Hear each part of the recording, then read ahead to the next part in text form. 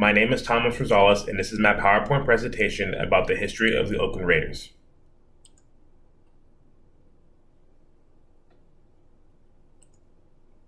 In 1959, the AFL awarded the city of Minnesota a football franchise.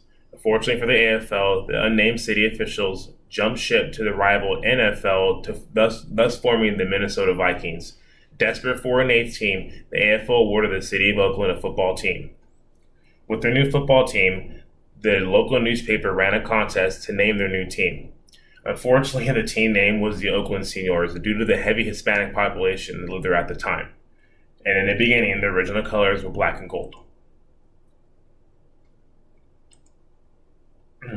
Despite being played in Oakland, the team actually played in two different stadiums in the city of San Francisco, one in Kezar Park and the other in Candlestick Park.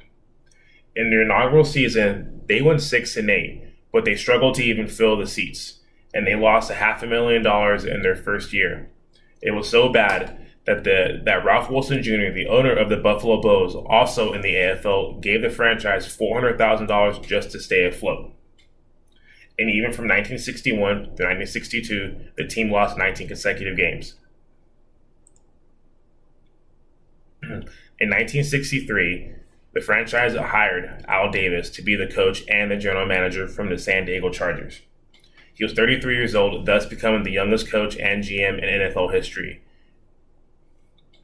His first year, his team went 10-4, and he changed the colors to silver and black, a tradition that still stands today.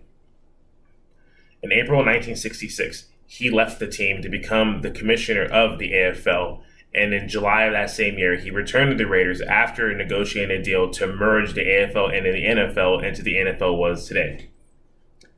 When he returned to the team, he purchased 10% of the team, thus being in charge of all football operations.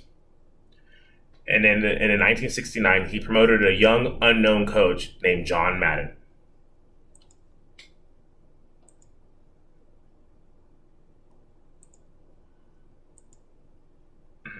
Under John Madden, the team had 10 consecutive winning seasons, and they won 6 division titles and went to 5 AFC championship games. They lost their first 5. And in 1976, they finally got over the hump, and they won the Super Bowl for the first time. And also in the same year, Al Davis was sold the 25% of the interest team from Wayne Valley, thus making him the unquestioned owner of the team. John Madden retired in 1979, and replacing him was a young man out of the Central Valley named Tom Flores. And Tom Flores became the first Hispanic coach in NFL history.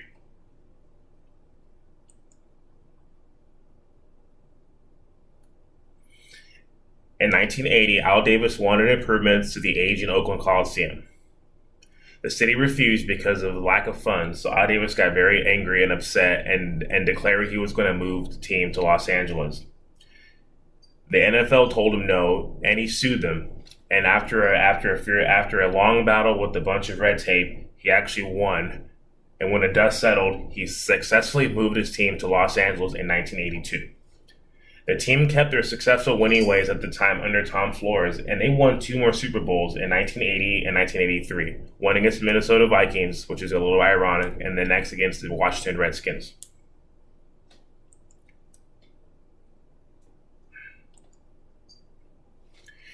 After winning their 3rd Super Bowl, times got tough.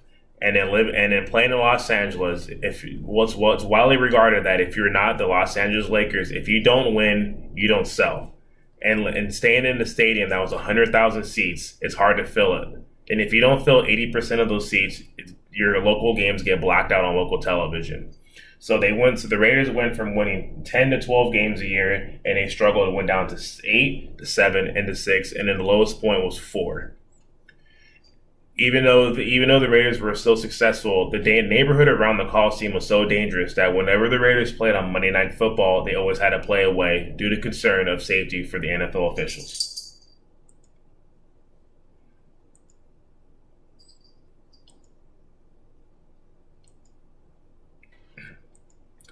In 1986, Al Davis wanted a new stadium in Los Angeles, most notably in Inglewood and/or Carson. The city of Los Angeles told him no. And then in March 11th, in 1991, Al Davis announced he wanted to move the team back to Oakland because they promised him a couple upgrades in the Oakland Coliseum. In September 11th of the same year, he decided to stay, angering a lot of the fan base in Oakland. Thus, people were burning jerseys and other team paraphernalia in the streets. And then June 23rd, 1995, Al Davis finally caved in and signed a letter of intent to move the team back to Oakland, and the NFL approved unanimously. The move was greeted with much fanfare, including a young me.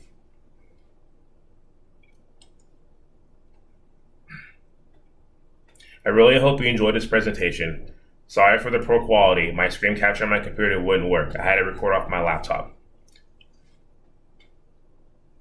And if you have any feedback, please leave it for me. Other than that, I hope you have a wonderful day and enjoyed my presentation of the history of the Oakland Raiders.